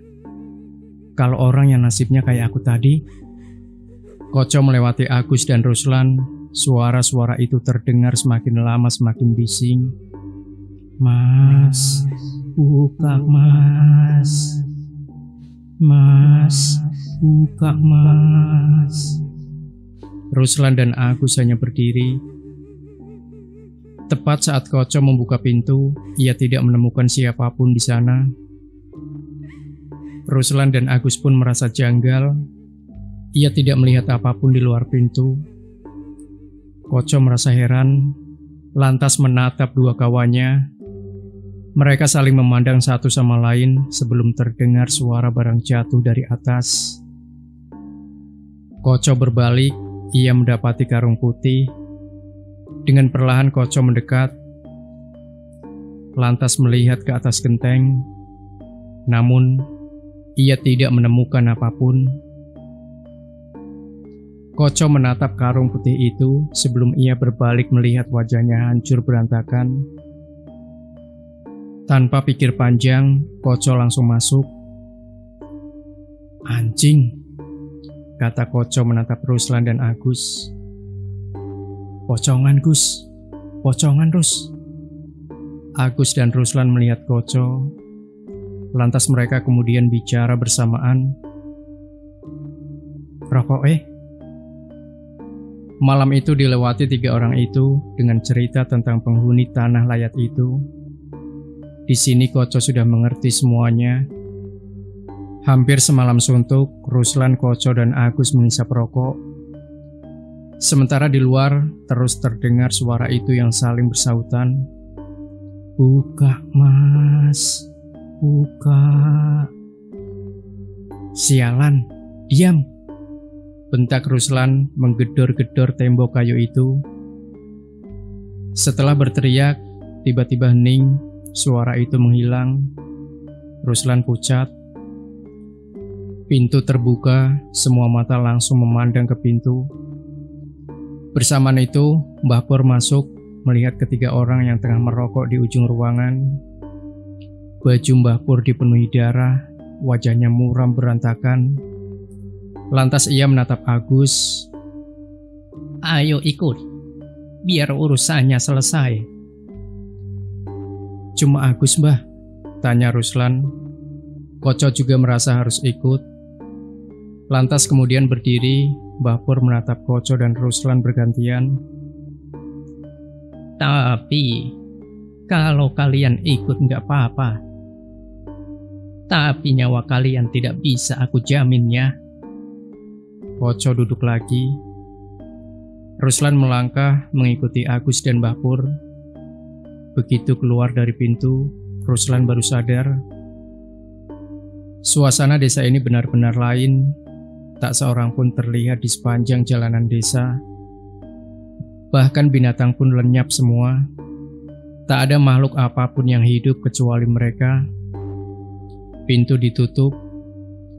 Itu darah apa, Mbah? Tanya Agus. Halah, sebenarnya kamu tahu darah apa ini? Ruslan menatap kesana kemari. Ia tidak melihat satupun bentuk mengerikan dari wujud putih berbungkus itu. Mbah Pur menatap Ruslan. Gak usah takut melewati kebun jati. Mbah Pur mendekati rumah Lastri. Di sana sudah ramai layaknya pasar malam. Hanya saja yang berdiri hanya makhluk putih terbungkus itu. Ruslan melewatinya. Ia tidak mau melihat wajahnya. Begitu sampai di ambang pintu, Agus dan Ruslan melihat Mbak Lastri duduk. Anehnya, Mbak Lastri hanya diam melamun. Ruslan dan Agus berhenti tepat di depannya. Lastri hanya duduk dengan kain yang menutup kakinya. Mbah Pur tiba-tiba memanggil, "Kesini, Gus. Ini kan yang mau kau lihat." Agus yang pertama masuk ke ruangan itu, sementara Ruslan masih melihat Mbak Lastri. Ia masih diam, duduk sendirian di ruang tamu. Aneh, Ruslan kemudian mendekat. Ia langsung mencium bau amis nanah. Dalam batinnya ia mengatakan, "Bau ranggon." sembari menutup hidungnya. Saat Ruslan melihatnya, tubuhnya menggelinjang. Ia tidak menyangka apa yang Agus katakan itu benar. Hal seperti ini masih ada. Ruslan melihat seseorang tengah terlentang di atas pasak kayu. Dengan kulit dipenuhi borok, tubuhnya merah. Tepat di bawahnya ada ember penuh darah. Darah itu keluar dari anusnya. Ruslan dan Agus saling menatap satu sama lain. "Ranggon," kata Mbah Pur, "sudah lama ada di sini. Kalau belum diizinkan mati sama yang punya, dia nggak bisa mati." Ruslan membuang muka. Ia tidak sanggup melihat darah yang terus keluar dari anusnya. Ruslan mendekatinya perlahan. Ia melihat kulitnya benar-benar tidak rata. Setiap ada borok baru yang muncul, dagingnya harus diiris. Karena itulah di beberapa bagian tubuhnya, kamu bisa lihat tulang belulangnya. Ruslan masih tidak percaya. Ini seperti mendengar dongeng kakek. Tiba-tiba Lastri muncul. Ia melihat semua orang di kamar. "Dia sudah datang, Mas." Mbah Pur tampak tegang. Namun Agus dan Ruslan melihat kaki Lastri. Di sana daging di kakinya banyak yang sudah teriris. Seketika Agus tahu siapa Ranggon ini. Ruslan menatap Ranggon. Ia hanya merintih kesakitan. Ruslan sendiri tidak yakin apa manusia di depannya masih hidup. Dan bila memang hidup, bagaimana rasanya menjadi seonggok daging yang harus terus memuntahkan darah dari seluruh lubang di tubuhnya. Dari seluruh lubang di tubuhnya, mulut, telinga, hidung, dubur. Tiba-tiba terdengar suara Lastri berteriak. Ruslan terkejut. Lantas ia bersiap menuju tempat itu. Saat tangannya dicengkram oleh Ranggon, Ruslan merinding. Bola matanya seperti mau keluar. Ia mau mengatakan sesuatu, tapi Ruslan tidak paham. Lastri terus-menerus berteriak. Karena penasaran, Ruslan melepaskan cengkraman Ranggon. Ia berlari menuju suara Lastri. Saat ia melihat seseorang tengah berdiri, Ruslan langsung bersembunyi. Ia mengintip dari balik tembok kayu. Sosok wanita mengenakan kebaya dengan rambut disanggul. Ia berdiri di depan Lastri. "Kan sudah pernah kukasih tahu, jadi gundik colo itu berat." Ruslan meringkuk. Suara wanita itu dingin sekali. Ia mengucapkan kalimat itu dan Ruslan langsung bisa merasakannya. Dia bukan orang sembarangan. Ruslan gemetar. Tak beberapa lama pintu terbuka. Mbah Pur masuk. Ia membungkuk kepada wanita itu seperti memberi hormat. Anak lelaki itu siap disembelih. Lastri masih bersimpuh di depan wanita itu. Ia menunduk. Saat wanita itu melewatinya, disembelih. Wanita itu sudah keluar. Mbah Pur membantu Lastri. Ia menggendongnya saat itu. Mbah Pur dan Ruslan bertemu mata. Mbah Pur seakan memberi tanda pada Ruslan untuk tidak ikut campur. Namun maksud disembelih itu apa, Ruslan tidak mengerti. Mbah Pur pun keluar bersama Lastri. Pelan-pelan Ruslan mendekat menuju pintu. Ia harus tahu apa yang terjadi dari celah jendela. Ruslan mengintip. Ia melihat wanita itu masih dari belakang. Ia tengah berdiri di tanah lapang di depannya. Agus diikat. Ia duduk tampak pasrah. Mbah Pur menurunkan Lastri. Sementara ada lubang besar di depan Agus. Lastri merangkak mendekati wanita itu. Ia menciumi tangannya. Sedangkan Mbah Pur meletakkan dedaunan pisang di samping lubang sebelum memberikan parang pada wanita itu. Wanita itu mendekati Agus. Ia seperti memeriksa kepala Agus. Ruslan hanya bisa melihatnya dari jauh. Lastri hanya diam. Ia sudah tidak bisa berdiri lagi. Sementara Mbah Pur berjalan menuju rumah tempat Ruslan berada. Mbah Pur masuk, Ruslan langsung menemuinya. "Ada apa ini, Mbah? Kenapa pakai acara sembelih?" Mbah Pur tampak geram. Ruslan baru sadar, bibir Mbah Pur mengeluarkan darah. Temanmu itu manusia paling goblok. Anjing. Ruslan bingung. Mbah Pur melewati Ruslan. Ia berjalan menuju Ranggon. Ruslan yang masih bingung mengejar Mbah Pur. "Apa maksudnya, Mbah?" Mbah Pur membuka mulutnya. Ruslan tidak percaya dengan apa yang dia lihat. "Kok bisa sampai kayak begitu, Mbah?" "Kalau nggak ada Lastri, sudah sobek ini lidahku. Aku belain sampai gigiku ompong. Tapi manusia itu masih saja pengen lihat orang nggak punya lidah." Mbah Pur melangkah masuk kamar. Ia melihat Ranggon sebelum menggendongnya. Ruslan masih tidak mengerti apa yang akan Mbah Pur lakukan. "Kamu di sini saja. Malam ini akan banyak darah bercucuran." Mbah Pur melangkah keluar. Ruslan kembali mengintip ke jendela Ranggon itu. Diletakkan tepat di atas daun pisang.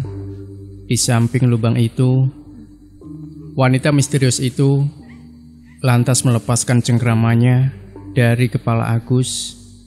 Ia mendekati Ranggon. Mbah Pur hanya berdiri melihat. Sementara Lastri, ia membuang muka. Sayup-sayup terdengar wanita itu bicara. "Sekarang kamu ngerti, Ranggon ini gak akan pernah bisa mati sebelum aku izinkan. Seperti kamu, Nak." Parang seketika mengiris leher Ranggon. Ruslan membuang muka saat Ranggon itu dibiarkan menggelepar dengan leher menganga. Jantung Ruslan berdegup kencang. Ia masih mengawasi. Sebelum Ranggon itu berdiri mendekati Lastri dengan kepala tergedek. Lehernya hampir saja putus, namun masih hidup. Hening, Ruslan masih mengamati sampai sosok wanita misterius itu mengangkat kepalanya, melihat tepat di tempat Ruslan mengawasi sembari menghunus parang. Mbah Pur ikut melihat Ruslan. Ia meminta Ruslan turun. Ruslan sendiri terkesiap apa yang ingin wanita itu lakukan. Ruslan membuka pintu lalu berjalan pelan mendekati wanita itu. Matanya seakan menghipnotis. Entah berapa kali Ruslan menelan ludahnya. Mbah Pur tidak melakukan apapun, membiarkan Ruslan melewatinya, termasuk Ranggon yang kini ada dalam pelukan Lastri. Agus melotot ngeri saat Ruslan sudah ada di depan wanita itu. Jantung Ruslan berdegup kencang, ngeri, gila. Ruslan tidak bisa menggambarkan ketakutan yang ia rasakan, terutama saat mendengar suara dinginnya. "Angkat lehermu," kata wanita itu. Ruslan menurut. Wanita itu memeriksa leher Ruslan. "Anak itu nggak salah, Du," kata Mbah Pur, wajahnya pucat. Wanita itu terus melihat leher Ruslan, menyentuhnya dengan jari jemarinya yang berlumuran dengan darah. Dingin, tubuh Ruslan mengejang. Tetesan darah yang menyentuh kulitnya terasa dingin sekali. Setelah memeriksa, wanita itu menatap Mbah Pur. "Bau lengkuas," katanya. Wanita itu mendorong Ruslan. Ia mendekati Lastri dan Ranggon. Mbah Pur segera menenangkan Ruslan. "Tenang saja, dia bukan yang punya tanah ini. Dia hanya gundik colok." Ruslan tersentak mendengarnya. Gundik colok lagi? Ia seperti orang linglung. Bahkan melihat Ruslan pun Agus enggan. Ingat dulu Las, kejadian apa yang pernah terjadi di tanah ini. Wanita asing itu mengelus rambut Lastri, sementara Ranggon itu hanya diam. "Aku masih ingat, Mbak," kata Lastri. Ia menatap Mbah Pur seakan kejadian itu baru kemarin. Lastri dan Mbah Pur sudah menyaksikan bagaimana tanah ini pernah menjadi mimpi terburuk. Dia bukan ibu kandungmu, tapi kamu sampai mau menjadi gundik colok hanya agar bisa merawatnya.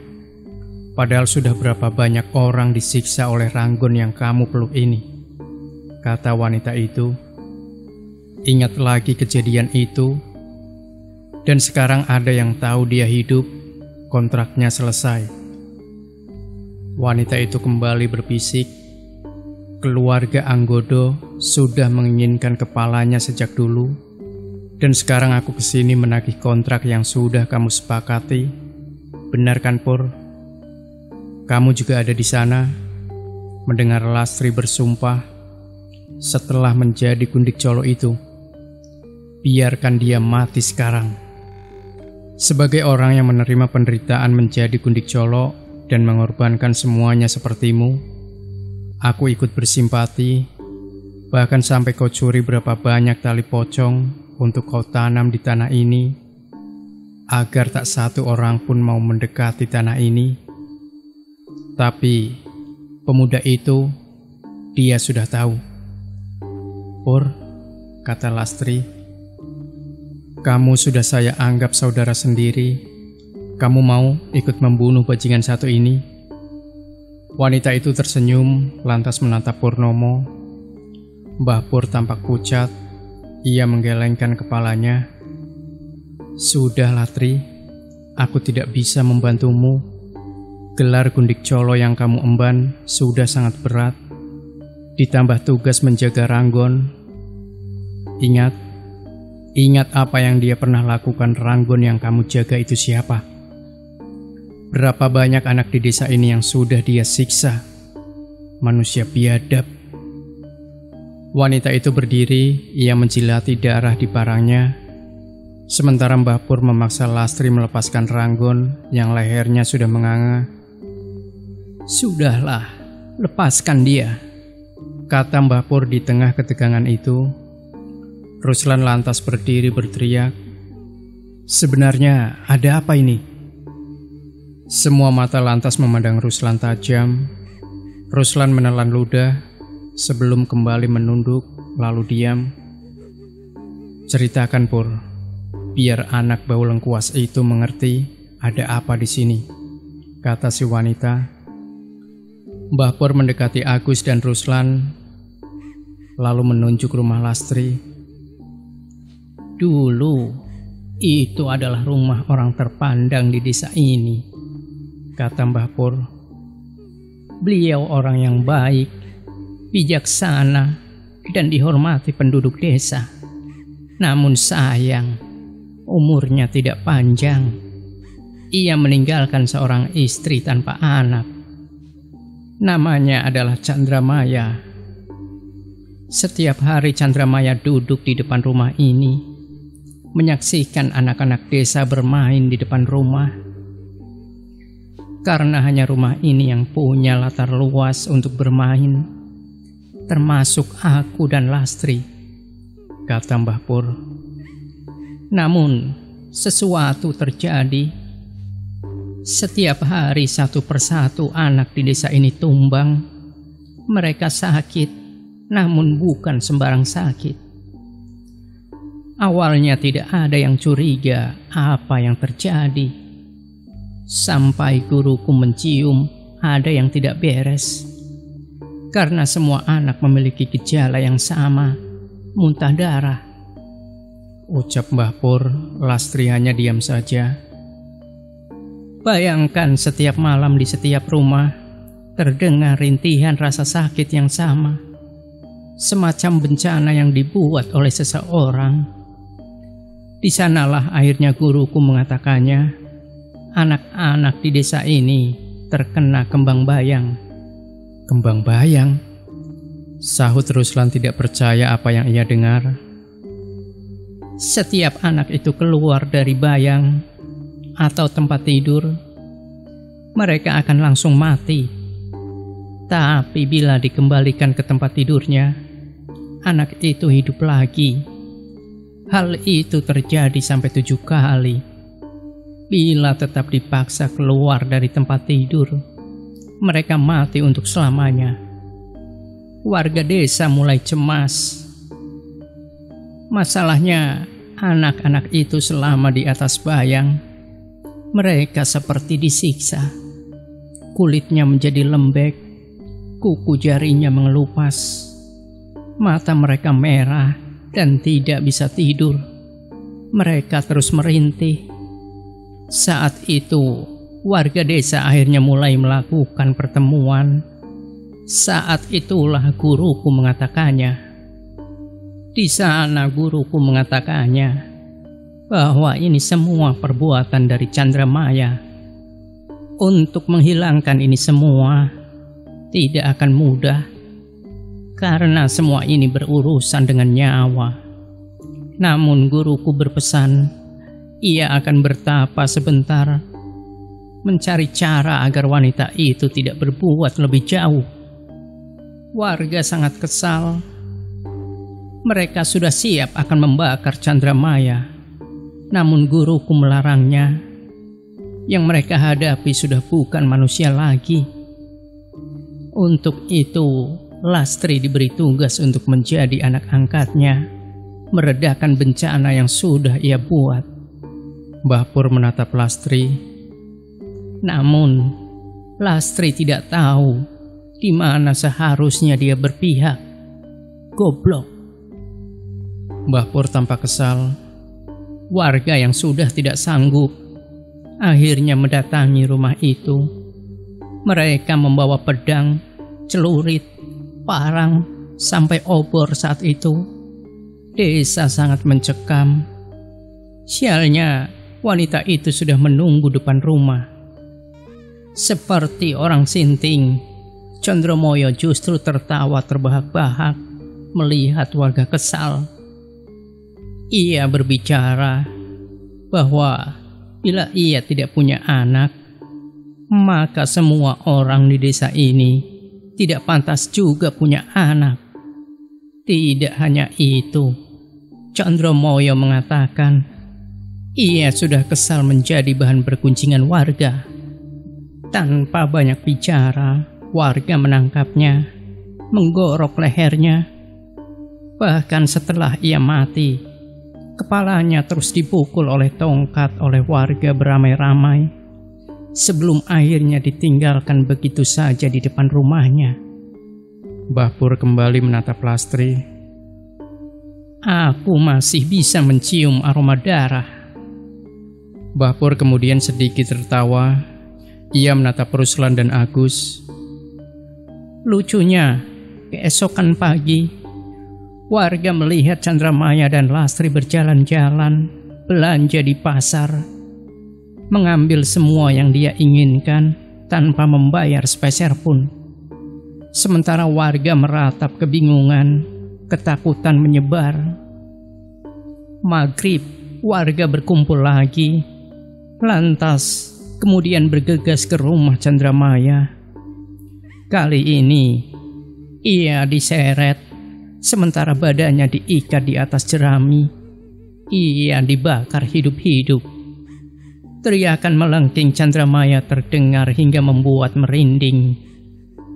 Setelah itu, badannya yang melepuh dikubur. Subuh buta, Pak RT mendengar seseorang mengetuk pintu. Ketika ia membukanya, Chandramaya datang, menyeringai, lalu masuk ke kamar anaknya. Ia menyeret anak Pak RT, membiarkannya mati di depan Pak RT dan Bu RT yang tampak syok. Warga tidak berani lagi mendekati rumah itu. Setiap hari, warga memohon pada Lastri saat ia datang menagih beras pada setiap rumah untuk Chandramaya agar mencabut kutukannya. Namun, Lastri tidak bisa berjanji. Ia takut ibu angkatnya akan melakukan hal buruk kepadanya. Hanya Lastri dan aku yang gak kena kutukan itu. Mbah Pur kemudian melihat wanita itu. Lalu dia datang bersama majikannya, Anggodo. Malam itu juga dia meminta semua warga menutup pintu dan menyajikan bubur di depan rumah. Anggodo dan wanita itu menuju rumah Chandramaya atas permintaan guruku yang sudah tewas dihabisi lebih dulu. Mbah Pur menunduk. Aku ikut mendampingi, dan itulah pertama kali aku mendengar Chandramaya rupanya seorang gundik colo, sama seperti wanita itu. Dan alasan kenapa Anggodo akhirnya mau membantu, karena Lastri, ia juga sudah menjadi gundik colo karena guruku yang membantunya. Kalian sudah tahu kan apa itu gundik colo? Apa masih perlu kujelaskan? Tanya Mbah Pur menatap Agus dan Ruslan. Ruslan mengangguk, ia tahu apa itu gundik colo. Namun proses untuk menjadi gundik colo hanya kabar angin yang ia tahu, dan belum tentu itu benar. Untuk menjadi gundik colo itu tidak mudah. Ia harus melepas rasa manusiawinya. Sangat berat, karena sebenarnya mereka harus menikah dengan kerbau cacat sebelum memakan mentah-mentah kelamin kerbau itu. Hal itu membuatnya sakti sampai nyawanya tidak diterima bumi. Selama proses, ia mengunyah daging terkutuk itu. Ia harus terus merapal mantra, memandikan dirinya dengan darah orang mati. Bayangkan segala apa yang menjadi gundik colo seperti mereka ini. Mbah Pur menunjuk Lastri dan wanita itu. Ruslan dan Agus pucat.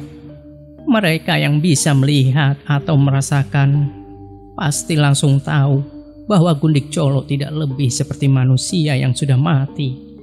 Hanya aroma busuk yang bisa ia cium.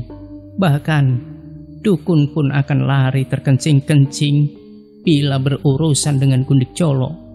Mbah Pur berdiri menyentuh tanah itu. Tanah layat, kata Mbah Pur. Tanah ini sudah menghisap darah Chandramaya hingga saat ini. Akibatnya, tanah ini begitu busuk karena di malam itu Anggodo mengkuliti Chandramaya, bersiap memenggal kepalanya. Namun Lastri memotongnya. Anak goblok. Aku punya alasan, Pur, kenapa aku tidak membiarkan Anggodo mendapatkan ibu. Lastri berdiri. Anggodo menginginkannya untuk penangkal rogot nyowo. Wanita itu menatap tajam Lastri. Setiap malam aku mendengar ibu bilang akan ada yang datang dan dia adalah Anggodo. Ibu terlalu istimewa, Pur, untuk didapatkan oleh manusia setamak Anggodo. Lastri, kata wanita itu, dia majikanmu sekarang. Setelah kamu setuju mengikuti kontrak, dia majikanmu. Untuk apa? Sebentar lagi aku juga habis kok, kata Lastri pasrah. Ibu cuma ingin mati tanpa harus memberikan kepalanya kepada Anggodo. Lastri terjatuh, kakinya tidak kuat menahan badannya. Mbah Pur menarik ranggon. Lastri mencoba menahan, namun ia tidak bisa melawan dua orang. Ruslan kebingungan melihat kejadian itu. Pembusukan di kaki Lastri semakin buruk, persis seperti dikuliti hidup-hidup seperti Chandramaya dulu. Anggodo pasti yang melakukannya. Ruslan mendekati Lastri, berniat menolong. Namun Ruslan melihat pemandangan tergilanya malam itu. Wanita itu menancapkan parang di leher.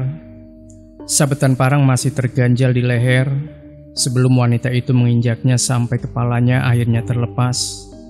Agus, Ruslan, dan Lastri tidak dapat berkata apa-apa lagi. Kepala ranggon yang adalah Chandramaya diletakkan begitu saja di atas kain putih sebelum dibungkus. Mbah Pur menarik Ruslan yang masih syok, lantas membawanya menuju Agus. Cepat-cepat Mbah Pur membuka ikatan tali Agus. Sudah kau periksakan dua anak ini? Mereka boleh hidup kan? Ingat janjimu, Duh. Teriak Mbah Pur yang dijawab anggukan sama wanita itu. Suruh mereka pergi. Mbah Pur melihat wajah Ruslan dan Agus memintanya untuk fokus pada wajahnya. Namun, Ruslan dan Agus malah melihat Lastri yang menunduk, rambutnya menutupi wajahnya. Goblok, dengerin aku anjing. Dua anak ini, kalian pergi, tapi ada syarat yang harus kalian ikuti saat pergi. Lari, dan dengerin aku ya, anjing. Teriak Mbah Pur meminta Ruslan dan Agus fokus. Jangan lihat belakang. Apapun yang terjadi, jangan lihat belakang. Ngerti? Jangan lihat belakang. Sana, pergi sana. Sebelum Agus dan Ruslan pergi, ia melihat wajah Mbah Purnomo, Lastri dan wanita itu yang semuanya menatap mereka. Agus dan Ruslan pun mulai lari di antara kebun jati, menembus rerumputan liar. Agus dan Ruslan melihat banyak sekali pocong yang berdiri melihat mereka. Lastri berteriak. Agus sempat akan menoleh sebelum Ruslan langsung menghantam kepalanya sembari berlari mendahului Agus. Jangan lihat. Sudah cukup goblokmu. Jangan dihabiskan, anjing. Agus pun mengikuti Ruslan. Ia memilih tidak menoleh lagi. Sesampainya di desa, Agus dan Ruslan masih terus berlari. Sementara hari mulai subuh. Dari jauh, Koco terlihat baru keluar dari rumah Mbah Pur. Ia menatap Agus dan Ruslan yang berlari menuju ke arahnya. Saat tepat di depan Koco, Agus dan Ruslan menghantam kepala Koco bergantian. Anjing kamu, Co! Teriak Agus sembari tetap berlari. Tai, ucap Ruslan. Ia mengikuti Agus. Kini mereka menuju jalan raya meninggalkan desa dengan pocong yang berdiri seakan memberi jalan mereka pergi. Saat fajar datang, Agus dan Ruslan meninggalkan desa itu. Mereka terdiam duduk di dalam bis. Tidak ada percakapan yang ingin mereka katakan satu sama lain. Mereka bingung, namun Ruslan kemudian membuka percakapan. Mbak Lastri, gimana nasibnya, Gus? Agus masih menatap ke depan. Lebih baik gak usah tahu, Rus. Demikian Sobat Misteri Sunyi Mencekam. Jangan lupa tinggalkan komentar Anda, like, share video ini, subscribe channel Sunyi Mencekam, dan kembali nantikan cerita-cerita misteri terbaru dari kami. Wassalamualaikum warahmatullahi wabarakatuh.